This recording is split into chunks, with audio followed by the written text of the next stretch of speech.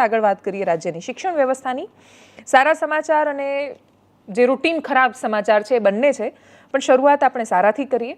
કચ્છમાં આખરે નિર્ણય લેવામાં આવ્યો છે કે પ્રાથમિક શિક્ષણમાં જે બાળકોને સતત સમસ્યા આવી રહી હતી, શિક્ષકો કચ્છમાં નોકરી લઈ લે અને પછી ગમે ત્યારે ટ્રાન્સફર લઈને જતા રહે, ત્યારે કચ્છમાં બાળકો વચ્ચે અટવાઈ જતા હતા. કચ્છનું શિક્ષણ એ બહુ લાંબા સમયથી ઉઠી રહેલો પ્રશ્ન હતો. એ સમસ્યા પર વારંવાર વાત કરવામાં આવી, અનેક લોકોએ વાત કરી, જમાવટે પણ એ વિષય પર વાત કરી. નિર્ણય આવ્યો છે, મૌખિક રીતે એ વાત કહેવામાં આવી છે અને એના પછી તો ધારાસભ્ય અને બાકીના બધા લોકોએ પ્રતિક્રિયા પણ આપી છે. લાગુ થશે ત્યારે એના વિશે આમ તો વિસ્તારથી સમાચાર બનાવવા જોઈએ, કેમ કે સરકારી નિર્ણયો બહુ બધા લેવાયા છેક સુધી પૂરા થયેલા જોયા નથી. એટલે હું ખૂબ શંકાની જેમ મોટાભાગે નિર્ણયોને જોતી હોઉં છું કે કાગળ પર આવે, એની તારીખ નક્કી થાય, ભરતી થાય અને શિક્ષકો બાળકોને ભણાવતા થાય ત્યારે સાચું.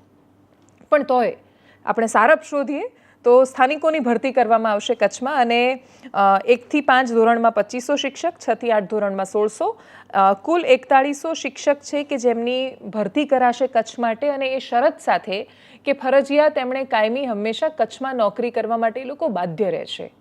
સરકારી પરીક્ષા આપીને સરકારી નોકરી માટે કતારમાં લાગતા માણસો એમના હિસ્સામાં જ્યારે કચ્છના બાળકોની જવાબદારી આવે છે ત્યારે નથી ઉપાડી શકતા.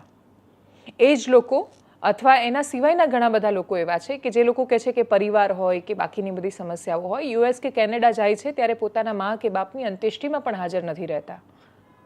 તો જવાબદારીઓ, કર્તવ્ય ઘણીવાર ઉપર રાખવું પડતું હોય છે પરિસ્થિતિને આધીન રહીને. એ જ્યારે ચૂકાય છે ત્યારે એ પ્રશ્ન થાય છે. શિક્ષકોને ઘણીવાર એવું લાગે છે કે એમનો દ્રષ્ટિકોણ નથી જોવાતો, પણ વિશાળ હિત શેમાં છે? શિક્ષકોનું અંગત હિત જોવામાં કે પછી બાળકોનું ભવિષ્ય જોવામાં? જવાબ બહુ સ્પષ્ટ છે, બાળકોનું હિત જોવામાં.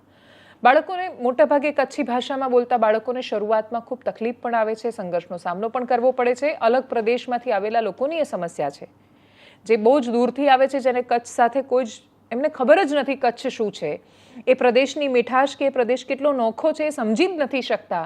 એ માણસો તો પહેલા દિવસથી કચ્છને જજ કરવા માંડે છે, અને પછી એમને જજ કરવા માંડે માણસો, પછી એ રહી ન શકે સરસ રીતે. એટલે કચ્છ એમને ગમતું નથી ને કચ્છની સાથે એ સેટ નથી થતા.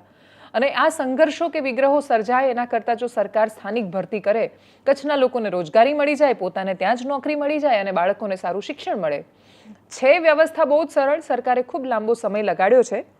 હજી એ કાગળ આવે અને બાકીની બધી માહિતી આવે અને નવું સત્ર શરૂ થવાનું છે આવનારા દિવસોમાં. એટલે જૂન 2025થી નવા સત્રની શરૂઆત થશે. એટલે સરકાર પાસે જો એ ખરેખર ભરતી કરવા માંગે છે, પ્રક્રિયા પૂરી કરવા માંગે છે, તો પૂરતો સમય પણ છે. એમણે જાહેરાત બહુ સમયસર ને ખાસી વહેલી કરી છે. એટલે આ 70-80 દિવસના સમયગાળામાં જો સરકાર ભરતી પૂરી કરે છે તો પછી સરકારથી મોટું દયાળુ કોઈ સાબિત નહીં થાય કચ્છ માટે. અપેક્ષા રાખીએ કે સરકાર બોલેલું પાળીને બતાવે, એટલીસ્ટ આ કિસ્સામાં પાળીને બતાવે. સાંભળીએ પ્રતિક્રિયાને જે કચ્છના માંડવીના ધારાસભ્યએ આપી છે. કચ્છ જિલ્લા વતી ગુજરાત સરકારનો આદરણીય ભૂપેન્દ્રભાઈ પટેલ સાહેબનો ખૂબ ખૂબ આભાર વ્યક્ત કરું છું કે કચ્છ જિલ્લાના શિક્ષણના શિક્ષકોના ઘટની સમસ્યાને સમજીને એમણે આજે સકારાત્મક રીતે જે નિર્ણય લેવાયો છે એના માટે હું આવકારું છું અને ખૂબ ખૂબ અભિનંદન સાથે આભાર પણ વ્યક્ત કરું છું સમગ્ર કચ્છ વતી. કચ્છ જિલ્લો એક બોર્ડર ઉપરનો જિલ્લો છે, 1/4 ઓફ ગુજરાત છે, અને આટલા મોટા જિલ્લાની અંદર શિક્ષકો વર્ષોથી નોકરી કરતા હતા, પરંતુ એમને પણ એમના વતને જવાનું હોય, એમને એમના ઘર નજીક જવાનું હોય ત્યારે નિયમાનુસાર એમણે પોતાની બદલી માંગી હોય અને બદલી થઈને જતા હોય ત્યારે કચ્છની અંદર શિક્ષકોની ઘટ પડતી હતી. ત્યારે આ ઘટને નિવારવા માટે સૌ ધારાસભ્ય મિત્રો, સૌ સાથી મિત્રો અને સંગઠનના મિત્રો દ્વારા અમે સરકારની અંદર રજૂઆત પણ કરેલી, અને જે રજૂઆતનો સકારાત્મક પ્રતિભાવ સરકારે આપ્યો.